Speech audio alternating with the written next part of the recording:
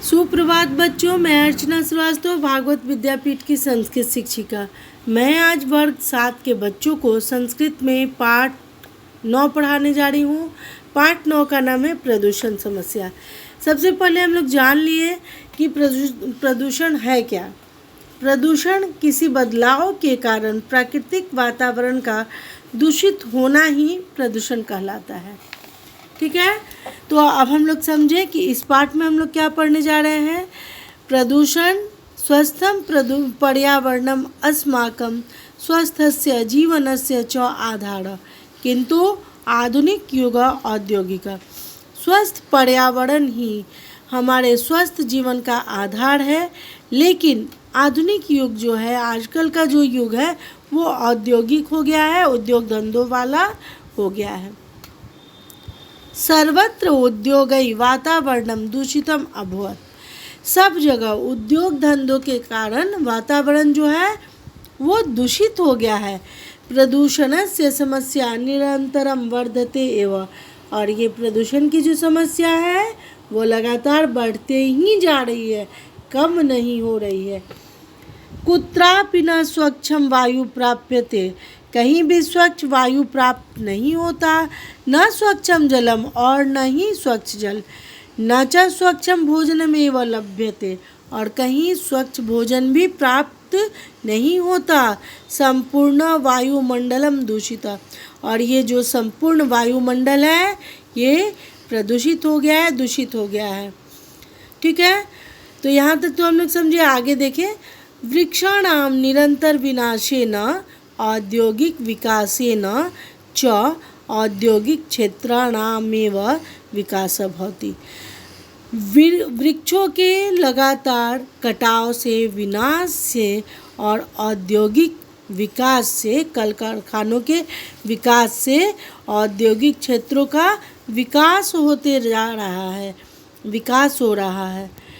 विज्ञानस्य प्रगत्या नित्यं नूतन यंत्राणामेव आविष्कारः भवति। विज्ञान की प्रगति से प्रतिदिन नए यंत्रों का आविष्कार होता है। संपूर्णम मानव जीवनम यंत्रम तुल्यम जाता।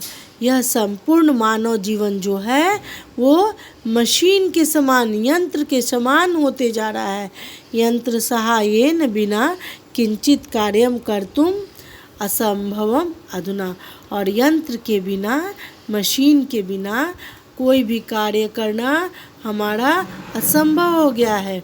यंत्रालयानाम यानानाम च धूमेन वायुमंडल पूर्णतः दूषित भवति। यंत्रालयानाम, कल कारखानों के कारण, गाड़ियों के कारण, गाड़ियों के धुएं से और कल कारखानों के धुएं से संपूर्ण वायुमंडल जो है वो दूषित हो गया है, दूषित होते जा रहा है। यंत्रालयानाम मलिनता जलाशयानाम जलम मलिनम करोतु।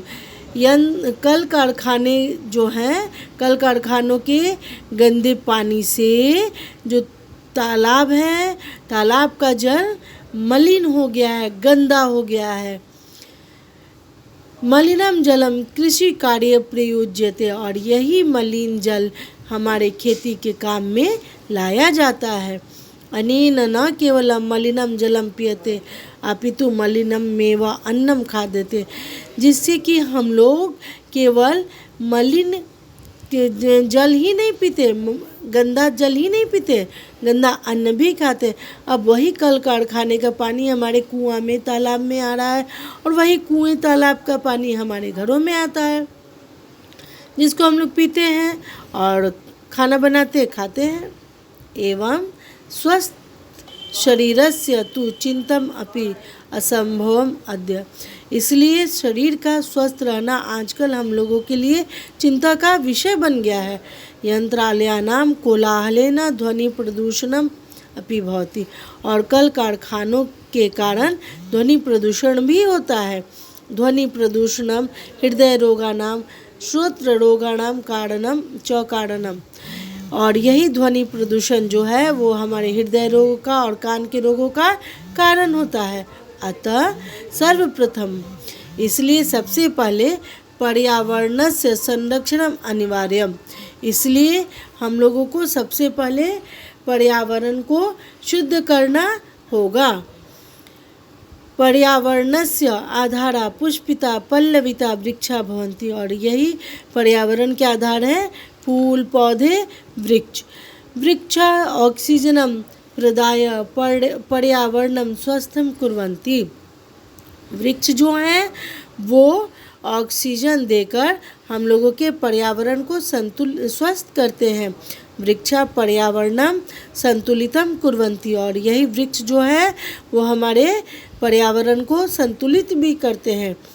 ते यथा कालम मेघ वर्षणे सहायका भवति। और यही समय समय पर वर्षा कराने में सहायक भी होते हैं। प्रदूषणम दूरीकर्तुं सर्वप्रथमम अस्माभिः सर्वैरपि वृक्षारोपणम कर्तव्यम। और प्रदूषण को पर्यावरण को दूर करने के लिए सबसे पहले हम लोगों को क्या करना होगा? वृक्षारोपण करना होगा। सर्वे सामूहिक रूपेण प्रयासम कृत्वा प्रदूषण समस्याया यथाशीघ्रम निदानम कर्तव्यम। सबसे पहले हम लोगों को प्रदूषण समस्या का क्या करना होगा? जल्द से जल्द निदान करना होगा। अन्यथा मानव शरीरेषु विकृति संभवा भविष्यति। नहीं तो मनुष्य के शरीर में तरह तरह की बीमारियां उत्पन्न होने लगेंगी। एवं प्रदूषण रक्षणम अस्माकं परमम कर्तव्यम। इस प्रकार प्रदूषण से रक्षा करना हम लोगों का सबसे पहला कर्तव्य है। और हम लोगों को क्या करना होगा? इसके लिए सबसे पहले वृक्षारोपण करना सबसे ज़्यादा अनिवार्य है। अभी हम लोग ये भी जान रहे हैं आजकल कि उत्तर प्रदेश में 8 किलोमीटर तक सड़क के हम लोग ये भी जान लें कि आजकल उत्तर प्रदेश में 800 किलोमीटर तक सड़क के दोनों किनारे हर्बल वृक्ष भी लगाए जा रहे हैं। यही प्रदूषण समस्या के समाधान करने के लिए। ठीक है बच्चों, अब हम लोग शब्दार्थ की ओर आते हैं और शब्दार्थ को हम लोग देखते हैं। शब्दार्थ को आप लोग लिखकर कॉपी में याद कर लीजिएगा।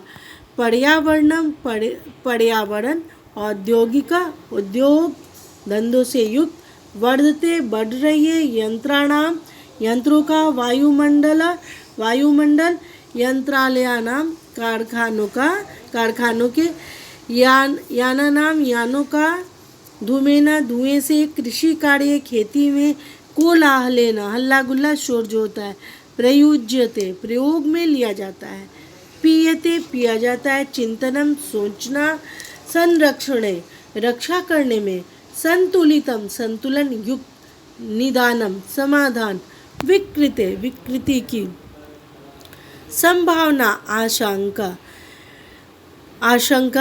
प्रदूषण की समस्या, मानव शरीरेषु मनुष्य के शरीरों में, ध्वनि प्रदूषणम ध्वनि का प्रदूषण, वृक्षारोपणम वृक्ष लगाना। ठीक है, तो धन्यवाद बच्चों। आप लोग इसको फिर से पढ़ लीजिएगा और शब्दार्थ कर लीजिएगा।